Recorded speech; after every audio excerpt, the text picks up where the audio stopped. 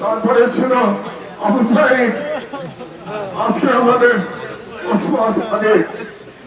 এই তিন তরুণ ভারতীয় সাম্রাজ্যবাদের বিরুদ্ধে আর হাসিনার ফ্যাসিবাদের বিরুদ্ধে আমাদের তিন আইকন, যারা ইনশাআল্লাহ শতাব্দীর পর শতাব্দী এই অঞ্চলের মানুষকে অনুপ্রাণিত করবে শাহাদাতের তামান্নায়, দেশ স্বাধীন রাখবার তামান্নায় তারা আইকনের ভূমিকায় থাকবে ইনশাআল্লাহ।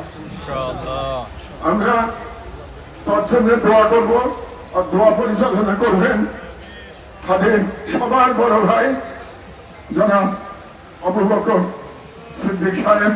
আমি তাকে অনুরোধ করছি, তার পুরো পরিবারের জন্য আমরা আছি, আমরা পুরো বাংলাদেশ তার জন্য কাঁদছি। আমি এটা দেখেছি আজকে সারা বাংলাদেশ হাদির জন্য। হাদি তো কোনো বড় রাজনৈতিক দলের নেতা ছিল না, হাদির কোনো অর্থ সম্পদ ছিল না। হাদিকে বাংলাদেশ চিনেছে মহান জুলাই বিপ্লব থেকে।